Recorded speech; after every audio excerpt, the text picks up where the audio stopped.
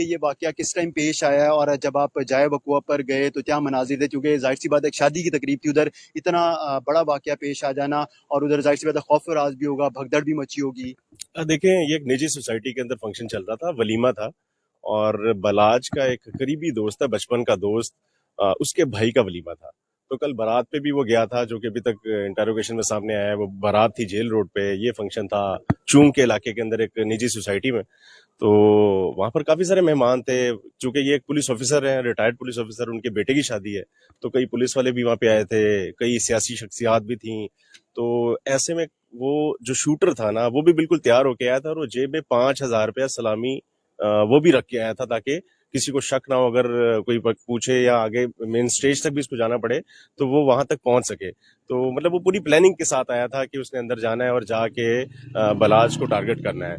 तो जैसे ही खाना वहां पे सर्व हुआ, खाना खाने के बाद मेहमान जब रुखसत होना शुरू हुए, तो बलाज और इसके जो बाकी दोस्त थे, जो बाकी साथी थे, वो बाहर आ रहे थे। और ये उन डीएसपी जो जिनके बेटे की शादी है, उनके दोनों बेटे इसे छोड़ने के लिए बाहर रिसेप्शन से बाहर आ रहे थे, ताकि इसको सी ऑफ कर सके। तो अभी वो बाहर निकल रहे थे, तो इस दौरान ये शख्स आया और उसने पीछे से आके उसको रोका है। और कुछ लोग बता रहे हैं कि उसने सेल्फी लेने की कोशिश की है, और बताया कि जी मैं सेल्फी लेने लगा, और इसी दौरान उसने गन निकाल के उसके एक शोल्डर पे फायर की है, और 4 गोलियां बलाज को लगी हैं। और जैसे ही वो भगदड़ मची है, तो बाकी 3 से 4 गोलियां, बाकी वहां पर 3 जख्मी हो गए उन गोलियों के जद में आने से। और जो बलाज का गनमैन था, वो वैसे तो काफी सारे थे, लेकिन उनमें से एक गनमैन ने उस शूटर को मौके पर ही गोलियां मार दी, और वो मौके पे ही मारा गया। अच्छा, ये भी बताया जा रहा है कि कुछ लोग ज़ख्मी भी हुए हैं, गनमैन ज़ख्मी हुए हैं 2 से 3। जी बिल्कुल, बलाज के 2 दोस्त जख्मी हैं, जिनमें एक तो जिसकी शादी है उसका भाई जख्मी है, जो जिसने बलाज उस्मान को, और फरदीन। हाँ उस्मान उसका दोस्त है, जिसने इसको इनवाइट किया था, उसके भाई की शादी है उस्मान के।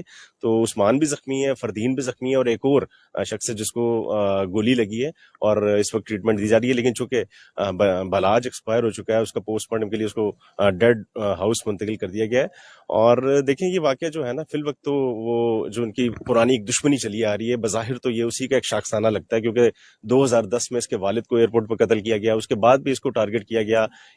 तो ये गैंग वॉर जो लाहौर के अंदर एक बड़े अरसे से एक सिलसिला थमा हुआ था, लेकिन लग रहा है कि वो दोबारा से वो एक्टिव हुआ है, और उसका पहला निशाना बलाज बना है।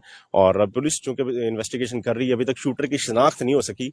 उसकी डेड बॉडी भी पुलिस ने शिफ्ट कर दी है, और अभी तहकीकात की जा रही है कि वो आया वहां पर दाखिल कैसे हुआ, अकेला आया या उसको कोई छोड़ने आया, या उसके वहां पर मजीद कोई साथी थे। अच्छा, यहाँ पर हमने देखा है कि अभी नून लीग की कुछ शख्सियात भी पहुंचे, जिसमें अता तारड़ भी हैं और भी दीगर लोग हैं। उसकी वजह ये कि कुछ रोज कबल ही बलाज ने मुस्लिम लीग नून ज्वाइन कर ली थी।